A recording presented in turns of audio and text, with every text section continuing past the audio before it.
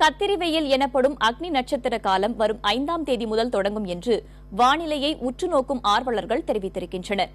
மே மாதம் 29ஆம் தேதி வரை அக்னி நட்சத்திர காலம் நீடிக்க வாய்ப்பிருப்பதாகவும் கூறப்படுகிறது. எனினும் தற்போது தென்கிழக்கு திசையில் இருந்து காற்று வீசுவதால் தமிழகத்தின் கடலோர மாவட்டங்களில் வெப்பத்தின் தாக்கம் குறைந்திருப்பதாக சென்னை வானிலை ஆய்வு மையம் தெரிவித்துள்ளது. கடந்த 24 மணி நேரத்தில் அதிகபட்சமாக சேலத்தில் 41.2 டிகிரி செல்சியஸும், திருத்தணியில் 41 டிகிரி செல்சியஸ் வெப்பமும் பதிவாகியுள்ளது. வேலூரில் 41.1 டிகிரி செல்சியஸும், திருச்சியில் 40.6 டிகிரி செல்சியஸும், தருமபுரியில் 40.8 டிகிரி செல்சியஸ் வெப்பமும் பதிவாகியுள்ளது.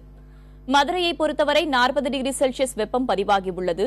இதனிடையே வெப்பச்சலனம் காரணமாக தக்கலை, கன்னியாகுமரி ஆகிய இடங்களில் தலா 1 சென்டிமீட்டர் மழை பதிவாகியுள்ளது.